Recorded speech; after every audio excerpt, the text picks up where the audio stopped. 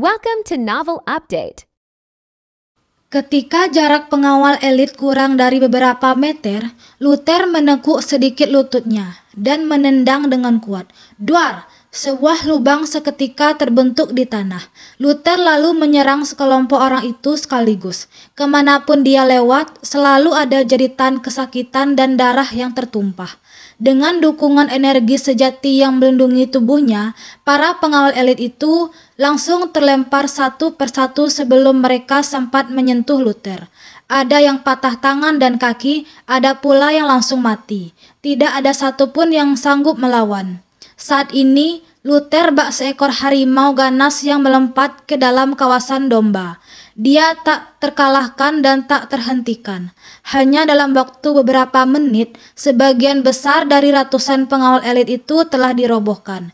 Melihat Luther membantai para pengawal itu, Jaden hanya bisa mengernyit dan berkata, "Sial, anak ini cukup jago bertarung." Semua pengawal elit keluarga Hutomo adalah orang-orang pilihan. Jaden masih sulit menerima fakta bahwa mereka dikalahkan dengan mudah seperti ini. Tuan Jaden, kalau aku nggak salah menilai, orang ini seharusnya adalah master tingkat sejati, ujar kapten pengawal yang berbaju hitam dengan tiba-tiba.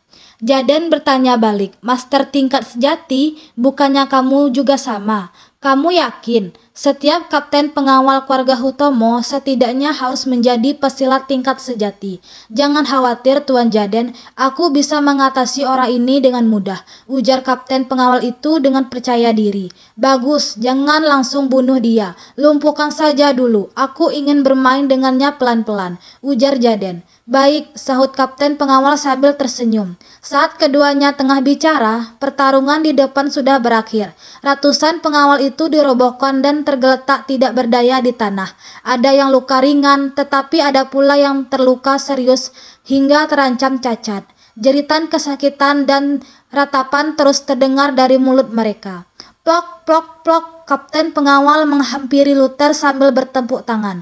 Kemudian, dia berkata sambil tersenyum, "Bocah, harus kuakui bahwa kamu memang cukup kuat. Sayang sekali kamu masih harus berhadapan denganku. Pergi sana," ucap Luther dengan dingin.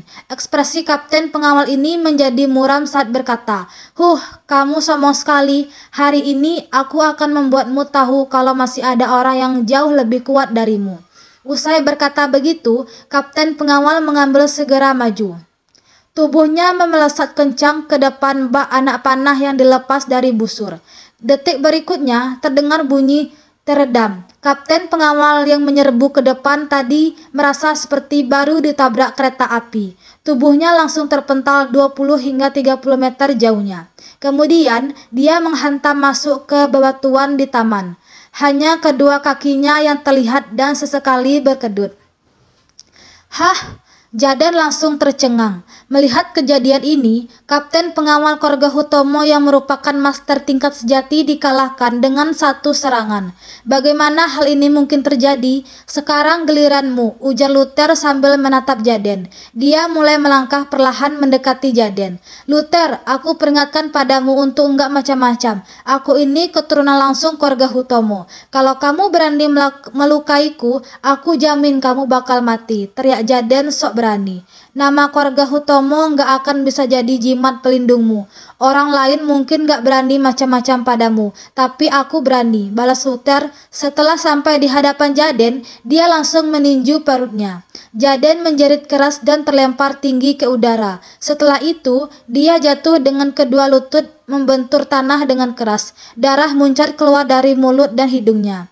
Berhenti! Saat ini sejumlah besar orang tiba-tiba keluar dari segala arah. Para anggota inti keluarga Hutomo buru-buru datang setelah mendengar informasi soal keadaan di sini. Gak waras, siapa yang memberimu keberanian untuk membuat onar di kediaman Hutomo? Cepat lepaskan Jaden, kalau enggak kamu mati. Kamu sudah dikepung. Kalau kamu berani melawan, kamu akan langsung dibunuh. Seruan marah terus terdengar. Dalam sekejap, Luther sudah dikepung dengan erat. Luther melihat ke sekeliling dan mendapati dirinya sudah benar-benar terkepung.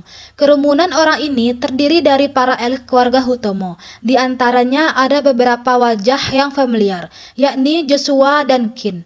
Luther, ucap Joshua dengan heran. Dia sontak tertegun. Waktu Joshua mendengar bahwa seseorang membuat masalah di kediaman, dia mengira itu adalah orang yang tidak waras. Tak disangka, orang itu adalah Luther. Setelah melihat wajah Luther dengan jelas, Kin langsung berseru dengan raut muram. "Bocah brengsek, rupanya kamu orangnya. Berani-beraninya kamu menyakiti putraku. Cepat lepaskan dia. Lepaskan Jaden, cepat lepaskan Jaden." Semua elit keluarga Hutomo mulai menuntut. Semua orang melempar tatapan tajam pada Luther dan aura membunuh keluar dari tubuh mereka. Melihat bala bantuan datang, Jaden yang tadinya masih panik segera menegakkan punggungnya dan berkata dengan angkuh, "Bocah, bukannya kamu sangat sombong tadi? Kenapa jadi diam sekarang? Kamu gak mungkin ketakutan melihat bala bantuanku ini kan? Yang kamu lihat ini baru sedikit dari kekuatan keseluruhan keluarga Hutomo. Aku tahu kamu ucap kuat, tapi memangnya kenapa? Ada banyak master dan pesilat ulung di keluarga Hutomo. Membunuhmu adalah hal yang sangat mudah. Aku akan memberimu kesempatan. Segera berlutut dan jilat sepatuku hingga bersih. Dengan begitu, aku akan mengampuni nyawamu," tambah Jaden. Usai berkata begitu, Jaden sengaja meludah ke sepatunya sendiri. Yang keluar adalah segumpal dahak kental yang bercampur darah. "Kamu lagi cari mati," ujar Luther sambil mengangkat alisnya. "Haha, memangnya kamu berani menyentuhku? Buka matamu lebar-lebar. Orang-orangku ada di mana-mana. Kalau kamu berani macam-macam, aku jamin kamu bakal dicincang sampai mati," balas Jaden. Dia tampak yakin bahwa Luther akan dikalahkan. "Sepertinya kamu belum menyadari keseriusan masalah ini. Nggak masalah, biar aku yang mengajarimu apa itu karma," ujar Luther sambil menendang lutut Jaden. Krak! Lutut Jaden berputar 90 derajat ke arah yang berlawanan. Tulangnya menembus daging dan membuat luka yang menyamburkan banyak darah. "Ah!" Setelah tertegun sejenak, Jaden lalu menjerit keras. Dia terbaring di tanah dan berguling kesakitan. "Luther, kita bisa bicarakan baik-baik. Tolong jangan gegabah," pinta Joshua yang juga terkejut. Jika hanya beberapa pengawal yang terluka, Luther masih bisa lolos karena jasanya sebelumnya. Namun jika Jaden yang dilukai, konsekuensinya berbeda jauh. "Bangsat, berani sekali kamu berbuat kekerasan di kediamanku. Kamu sudah bosan hidup," geram Kin saat melihat kaki putranya patah. Sorot mata Kin saat ini begitu menakutkan. Namun Luther mengabaikan Kin dan kembali melangkah. Kemudian dia langsung mematahkan kaki Jaden yang lain. "Ah!" Jaden kembali menjerit melengking. Wajah Jaden berkerut-kerut kesakitan. Air mata dan ingus terus membasahi wajahnya. Dia tidak lagi memiliki wibawa sebagai tuan muda seperti sebelumnya. "Ah!" raut Kin dengan amarah meledak-ledak. "Brengsek, mati kamu, seluruh keluargamu akan mati." Seolah-olah tidak mendengar ancaman Kin, Luther kembali bereaksi dengan mematahkan kedua lengan Jaden. Dalam waktu singkat, Jaden telah menjadi cacat. "Jangan khawatir, ini baru permulaan. Aku bakal membuatmu merasakan 2 kali lipat sakit yang diderita Paman Harsa waktu kamu menyiksanya," ujar Luther sambil menyeringai. Raut wajah terlihat sangat menakutkan. Kemudian Luther mengeluarkan sebatang jarum perak dan menusukkannya secepat kilat ke titik akupunktur penting di punggung Jaden. Jarum perak itu menembus tubuh Jaden dan segera menghilang tanpa bekas. Dari luar sama sekali tidak terlihat jejaknya. Rasa sakit Jaden langsung berlipat ganda begitu dia ditusuk dengan jarum perak itu. Jeritan kesakitannya pun makin keras. "Bangsat, keluarga Hutomo gak punya masalah denganmu. Kenapa kamu melakukan hal ini?" ujar Kin. Setelah berteriak marah tadi, kini dia menjadi lebih tenang. Namun niat membunuh di matanya berubah kian kental. Luther akhirnya mendongok dan berkata, "Nggak ada masalah, kenapa kamu nggak tanya apa yang sudah dilakukan putramu? Nggak peduli apa yang sudah dilakukan putraku, itu bukanlah alasan buatmu untuk berbuat semena-mena di sini," ujar Kin dengan sengit. "Benar saja, kalian memang ayah dan anak, sama-sama nggak bermoral. Karena kalian begitu keras kepala, jangan salahkan aku karena menggunakan kekerasan." Luther berkata dengan ekspresi datar, "Aku akan memberi kalian waktu 3 hari. Dalam 3 hari, aku ingin melihat putramu minta maaf pada Paman Harsa. Kalau enggak, kalian tanggung sendiri konsekuensinya." "Bocah, jangan kira kamu bisa pergi setelah menyakiti putraku. Kamu anggap apa keluarga Hutomo?" ucap Qin dengan marah. "Baik, aku mau pergi atau tinggal, kalian sama sekali nggak bisa melarangku," balas Luther. Setelah itu Luther menendang Jaden lalu berjalan pergi. "Bunuh dia!" seru Qin dengan murka. "Serang!" Sekelompok elit keluarga Hutomo segera menyerbu Luther. Jika bukan karena takut melukai Jaden, mereka pasti sudah bertindak dari tadi. Sekarang Luther sudah melepas sendera. Mereka akhirnya bisa beraksi. Siapapun yang berani membuat masalah di kediaman Hutomo tidak akan bisa pergi hidup-hidup. Bahkan dewa pun tidak. 10 menit kemudian, begitu kapten pengawal terakhir dirobohkan, Qin dan yang lainnya langsung pucat ketakutan. Mereka memandang sosok Luther yang berlumuran darah di kejauhan bak sedang melihat monster. Semua orang tampak terkejut dan ngeri. Keluarga Hutomo mengarahkan 200 hingga 300 orang. Hasilnya, semua orang tergeletak dan bersimbah darah dalam waktu kurang dari 10 menit. Tidak peduli siapakah mereka, pesilat tingkat internasional atau master tingkat sejati, semuanya sama sekali tidak bisa menandangi Luther. Setelah berdiri selama ratusan tahun, keluarga Hutomo baru pertama kali menghadapi situasi sesulit ini.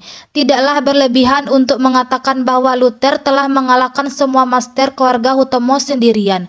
Reputasi keluarga Hutomo sebagai keluarga seni bela diri kuno benar-benar diinjak-injak. Pada akhirnya Luther berhasil pergi. Tidak ada yang berani menghentikan Luther lagi. Keheningan yang mematikan menyelimuti seluruh kediaman Hutomo. "Monster, macam apa bocah ini?" gumam Qin sambil menelan ludah. Punggungnya sudah basah oleh keringat dingin. Dia tidak menyangka bahwa para elit keluarganya akan dikalahkan dengan mudah oleh Luther. "Paman Qin, kalian sudah menyinggung orang yang salah," ujar Joshua sambil menyengka keringat di keningnya. Hati Joshua terasa sangat gelisah. Dia tiba-tiba sadar Luther berhasil menahan amukan kakeknya beberapa hari lalu bukanlah karena kakaknya dalam kondisi yang lemah. Sebaliknya, itu karena Luther sangat kuat. Dinilai dari kekuatan yang ditunjukkan Luther barusan, dia setidaknya adalah pesilat ulung tingkat sejati tahap sempurna. Beberapa kuat pesilat tingkat sejati tahap sempurna itu intinya selama pesilat tingkat monsternya tidak dikalahkan, pada dasarnya dia mustahil untuk dikalahkan. Poin terpentingnya adalah Luther baru berusia 20-an. Di usia semuda ini, kekuatan dan bakat seni bela dirinya sangat menakutkan. Setelah mendapatkan ketenangannya kembali, Qin berkata dengan raut gerah, nggak usah omong kosong. Aku akui bocah itu sangat kuat. Tapi jangan lupa kalau keluarga Hutomo masih memiliki pengawal bayangan. Paman Qin, pengawal bayangan itu kartu truf keluarga. Mereka nggak bisa sembarangan dikerahkan, kecuali keluarga kita di ujung tanduk. Selain itu, paman juga harus mendapat persetujuan kakek dulu, ujar Joshua sambil mengernyit. "Aku nggak peduli. Aku nggak mungkin diam saja setelah dihina seperti ini. Bocah itu harus mati," balas Qin dengan ekspresi bengis. Dong, dong. Seiring dengan terdengarnya bunyi lonceng, sejumlah besar anggota penting keluarga Hutomo segera berdatangan ke dalam ruangan rapat kediaman Hutomo. Keluarga Hutomo memiliki aturan yang jelas. Jika lonceng peringatan dibunyikan, itu artinya telah terjadi masalah besar dalam keluarga itu. Tidak peduli dimanapun apa yang sedang mereka lakukan, para anggota penting keluarga harus pergi ke ruang rapat sesegera mungkin. "Qin, apa yang kamu lakukan? Siapa yang menyuruhmu membunyikan lonceng peringatan?" tanya Clark. Dia dan beberapa orang kepercayaannya berjalan masuk dengan gagah ke ruang rapat. Saat ini sudah banyak anggota inti keluarga yang berkumpul. Semua orang datang karena mendengar suara lonceng. Mereka pun tidak tahu apa yang sedang terjadi. Bagaimanapun, kediaman Hutomo begitu besar hingga mencakup seluruh gunung. Orang-orang yang tinggal di belakang gunung tidak dapat mendengar suara keributan yang terjadi di gerbang depan. "Kak Clark, barusan ada yang membuat onar di sini. Kalau aku nggak membunyikan lonceng, reputasi keluarga Hutomo bisa tercoreng," ujar Qin dengan raut muram. Clark langsung bertanya dengan marah, "Hah? Siapa orang nekat itu? Berani sekali dia." Qin mengertakkan gigi dan menjawab, "Luther, bocah itu sudah berani meremehkan keluarga Hutomo. Dia nggak cuma melukai ratusan pengawal elit kita, tapi juga melumpuhkan putraku. Luther, mana mungkin dia berbuat begitu? Kin, kamu yakin gak salah lihat? Ujar Clark dengan nada terkejut. Mana mungkin aku bisa salah lihat? Biarpun bocah itu berubah jadi abu, aku masih bisa mengenalinya. Jawab Kin dengan penuh kebencian. Pasti ada alasannya. Apa kamu tahu kenapa dia berbuat seperti ini? Tanya Clark. Aku nggak peduli alasannya. Intinya dia tetap nggak boleh berbuat semena-mena di sini. Kin berkata dengan nada marah. Kak Clark, lihatlah putraku, lihat kondisinya sekarang. Sambil berkata begitu, Clark melambaikan tangannya. Kemudian Jaden yang sedang berbaring di atas tandu dibawa masuk dengan hati-hati. Saat ini, sekujur tubuh Jaden berlumuran darah. Tangan dan kakinya patah, wajahnya berkerut kesakitan, dan mulutnya terus mengeluarkan rintihan.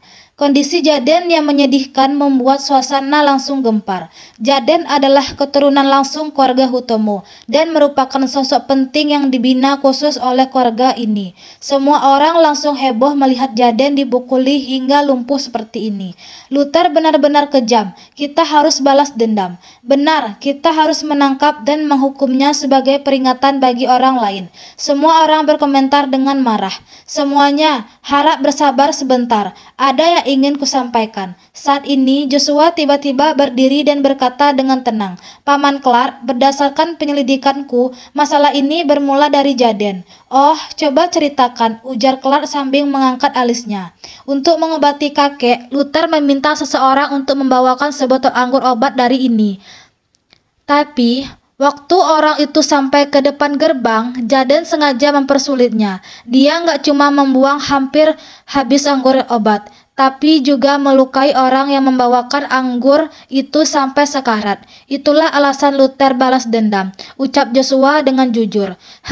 Clark menoleh pada adiknya dan berkata, Kin, apa itu benar? Memangnya kenapa? Dia cuma seorang budak. Apa masalahnya kalau dia dipukuli? Orang itu mana bisa dibandingkan dengan putraku, ujar Kin dengan angkuh. Paman Kin, masalah budak yang dipukuli mungkin gak apa-apa, tapi gimana dengan anggur obat kakek? Joshua bertanya balik. Ini berkaitan dengan kesehatan dan keselamatan kakek. Tapi Jaden malah membuang-buangnya. Bukannya ini agak enggak berbakti? Berhenti bicara omong kosong. Ekspresi Kin sedikit berubah saat berkata, siapa tahu ada racun di anggur obat itu. Mungkin saja mata putraku jeli dan tahu apa yang salah dengan anggur itu.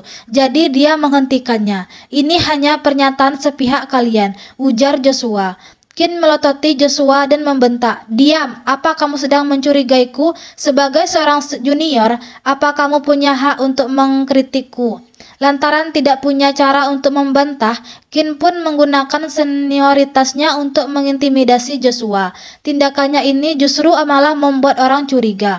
Cukup, jangan ribut lagi. Clark mengebrak meja untuk menghentikan pertengkaran. Kemudian dia berkata pada Kin, aku akan menyelidiki masalah ini dengan hati-hati. Kamu bawa Jaden kembali dan rawat luka-lukanya dulu. Pak Clark, nggak ada gunanya melakukan penyelidikan. Putraku sudah dipukuli sampai jadi begini. Apapun yang terjadi, aku bakal balas dendam, ujar Kin dengan sengit. Benar, apapun alasannya, anggota keluarga Hutomo nggak boleh ditindas orang lain, timpal orang lainnya. Saat ini, banyak orang menyatakan pendapat yang sama. Selama ini, merekalah yang menindas orang lain. Tidak ada yang berani datang untuk berbuat onar. Bagi mereka, benar dan salah sama sekali bukan poin penting. Siapapun yang lebih kuat, itulah yang akan menang. Kin, kamu mau ngapain? Tanya Clark sambil menyipitkan matanya. Terlihat sedikit tidak senang. Aku akan mengutus pengawal bayangan untuk menghabisi bocah itu, jawab Kin dengan nada marah. Omong kosong. Jaden langsung mengebrak meja dan berkata, pengawal bayangan itu fondasi keluarga Hutomo. Mereka nggak boleh dikerahkan sembarangan. Aku nggak peduli, pokoknya aku mau balas dendam. Kalau kamu nggak setuju, aku akan cari ayah, ucap Kin dengan keras kepala. Siapa yang mau mencariku? Saat ini seorang pria tua bertubuh jangkung dengan janggut dan alis putih perlahan masuk ke ruang rapat.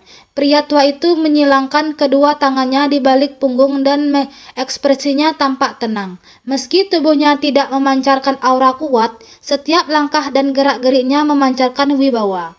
"Salam, Tuan Lari." Begitu Lari muncul, semua orang sontak berdiri dan memberi salam. Bahkan Qin yang tadinya mengamuk juga bersikap sangat patuh. "Siapa yang tadi bilang mau mengutus pengawal bayangan?" tanya Lari. Dia duduk di kursi utama dengan tenang. Ekspresinya terlihat sangat datar. Semua orang termasuk Clark hanya bisa berdiri diam. Qin maju selangkah dan memberanikan diri mengaku. "Itu aku, Ayah." "Apa alasannya?" tanya Lari lagi. Dia mengambil cangkir teh dan menyesapkan tanpa memandang Qin. "Seseorang membuat putraku lumpuh dan melukai ratusan pengawal elit keluarga kita. Orang itu hanya segera disingkirkan," ujar Qin sok bijak. "Maksudmu putramu yang berguna dipukuli hingga cacat? Lalu kamu ingin seluruh keluarga membalaskan dendam kalian?" tanya Lari dengan tenang. Qin tertegun sejenak, tidak tahu harus bereaksi seperti apa. Dia sama sekali tidak menyangka Lari akan berkata begitu. Qin mulai menghasut. "Ayah, cucumu sendiri sudah dipukuli. Apa ayah nggak sedih? Karena kemampuan Jaden yang minim, dia pantas menerima kekalahan. Kalau kalian sanggup lawan saja orang itu sendiri, apa hebatnya kalau kalian mengandalkan kekuatan seluruh keluarga?" ujar Lari dengan ekspresi datar. Qin berujar, "Tapi sudah cukup omong kosongmu." Lari langsung mengangkat tangannya dan menyela Qin dengan berkata, "Keluarga Hutomo berdiri dengan seni bela diri sebagai fondasinya. Saling membunuh dan sejenisnya adalah hal yang selalu terjadi dalam tiap generasi." Lari melanjutkan, "Tapi generasi kalian adalah orang-orang manja yang lembek. Kalian benar-benar melupakan ajaran leluhur dan bertabat seorang pesilat.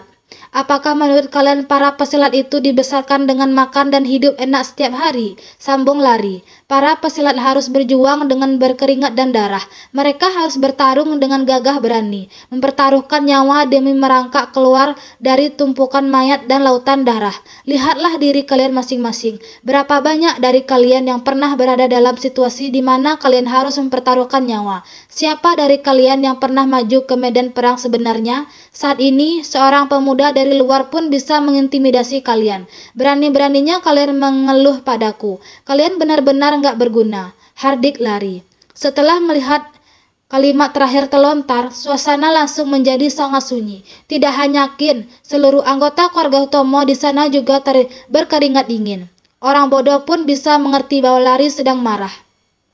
Lari marah bukan karena ada yang membuat masalah di kediaman Hutomo, tetapi karena anggota keluarganya tidak memenuhi ekspektasinya. "Anggap saja kejadian hari ini sebagai peringatan bagi kalian semua." Lari berdiri dan menepuk lengan bajunya. Lalu berkata, "Qin, ajak putramu untuk meminta maaf pada Luther. Pemuda itu punya masa depan cerah. Kita nggak bisa bermusuhan dengannya. Setidaknya kalian para orang nggak berguna nggak akan sanggup memprovokasi dia." Qin berujar, "Ayah, kalau kamu berani menolak, kamu akan kukeluarkan dari anggota keluarga," sela Lari. Usai berkata begitu, Lari sengaja berlari dari ruang rapat. Orang-orang yang masih tinggal di ruangan saling memandang kekuatan. Thanks for watching.